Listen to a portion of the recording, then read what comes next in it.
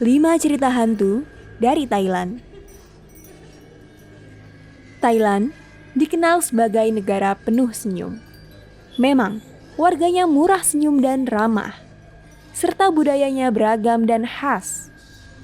Salah satu dari warisan budaya di negeri Gajah Putih ini adalah cerita hantu tradisional.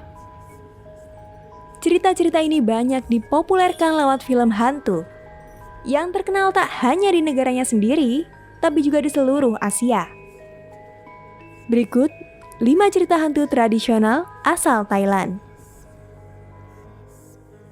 Mae Nak adalah salah satu hantu yang paling populer di Thailand hingga kini. Walaupun menyeramkan, cerita ini sebenarnya sangat menyentuh hati. Ini karena kisah tersebut melambangkan rasa cinta seorang istri yang terlalu kuat, hingga ia ingin tetap bersama suaminya walaupun ia sendiri telah meninggal. Cerita ini konon bermula pada masa pemerintahan Raja Mongkut pada tahun 1851 hingga tahun 1868. Hiduplah sepasang suami istri muda yang saling mencintai di bantaran Sungai Prakanong. Ketika sedang hamil, Nak ditinggal suaminya, yaitu Mak, yang dipanggil bertempur di medan perang. Celakanya, kelahirannya sangat sulit hingga Nak meninggal bersama bayinya. Namun, arwahnya tidak ingin pergi meninggalkan rumahnya. Ketika pulang dari perang, Mak disambut oleh istri dan anaknya yang tanpa diketahuinya telah menjadi hantu. Mereka pun hidup bahagia untuk sementara waktu. Tetangga-tetangga mereka menjadi cemas akan keberadaan hantu-hantu itu. Tetapi siapapun yang berusaha memberitahu Mak akan dibunuh oleh Nak. Hingga suatu hari, Mak tak sengaja melihat tangan Nak menjulur panjang sekali untuk mengambil jeruk nipis yang terjatuh ketika memasak. Saat itu juga, ia pun tahu kalau ia telah hidup bersama hantu. Mak lalu lari ke sebuah kuil dengan penuh ketakutan. Hantu Nak tidak bisa menyusul masuk ke kuil untuk menghampiri suaminya. Kesedihan istrinya berubah menjadi amarah. Nak membunuh penduduk desa tanpa pandang bulu, hingga akhirnya ia ditangkap oleh seorang biksu.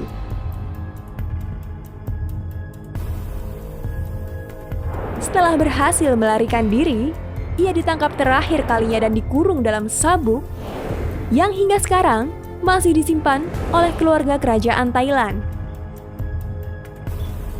Sebuah kuil khusus pun akhirnya dibangun di Bangkok untuk menghormati Mae Nak. Pilang Kluang artinya hantu punggung berongga dalam bahasa Thailand. Hantu ini konon terkenal di wilayah pantai di Thailand bagian selatan. Pilang Kluang sekilas seperti manusia pada umumnya yang berbaur dengan masyarakat lokal. Ia dikabarkan muncul di malam hari dan sering minta bergabung dengan grup orang yang sedang berkemah dan bertukar cerita. Ketika gilirannya tiba, ia akan meminta seseorang untuk menggaruk punggungnya. Alangkah kagetnya semua orang ketika ternyata punggungnya bolong besar. Saking besarnya lubang itu, organ-organ dalamnya terlihat. Tidak hanya itu, ternyata banyak serangga yang menggeliat di dalamnya. Penampakan makhluk ini mirip dengan sundel bolong di Indonesia. Menurut cerita rakyat Thailand, Pi Kong Koi digambarkan sebagai hantu berkaki satu yang tinggal di hutan Thailand. Sembari melompat-lompat, ia berseru, "Koi, koi, koi." Konon, Pi Kong Koi akan menghisap darah dari jari kaki orang yang sedang tidur di kemahnya dalam hutan. Supaya hal ini tidak terjadi, orang tersebut harus menyilangkan kaki atau menutup kakinya saat tidur. Menurut orang-orang yang pernah menjumpainya, hantu ini buruk rupa. Ada yang mengatakan kalau Pi Kongkoi seperti monyet, tapi tidak bisa memanjat. Ada juga yang menggambarkannya seperti anak-anak berusia sekitar 13 hingga 14 tahun. Perawakannya kurus dan perutnya buncit dengan kulit coklat tua, rambut hitam, dan hidung lebar. Namun, ada juga yang berpendapat bahwa sebenarnya Pi Kongkoi adalah sebuah kelompok etnis atau suku yang sudah lama tidak terlihat. Krasu mirip dengan kuyang di Indonesia. Hantu ini berwujud wanita cantik yang terlihat letih di siang hari. Di malam hari, kepalanya terbang terpisah dari badannya dengan organ dalam menggantung di bawah lehernya. Sosok di udara ini bersinar temaram di kegelapan, mencari makanannya, yaitu darah dan daging mentah atau organ dalam tubuh. Konon, Krasu paling suka mendekati wanita hamil atau bayi yang baru lahir. Selain itu, ia juga mencari hewan ternak dan bangkai hingga kotoran. Setelah selesai makan, ia akan menyeka wajahnya di jemuran yang ditemuinya. Ia dahulunya diceritakan sebagai wanita yang berbuat dosa yang sangat berat.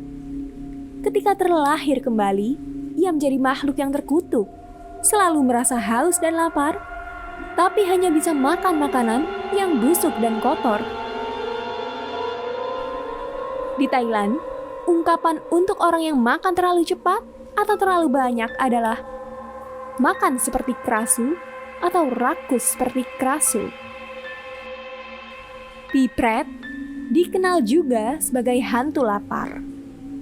Cerita mengenai Pipret banyak beredar di masyarakat yang menganut kepercayaan Buddha atau Hindu. Penampakannya adalah hantu kurus setinggi pohon kelapa, tapi mulutnya hanya sebesar lubang jarum.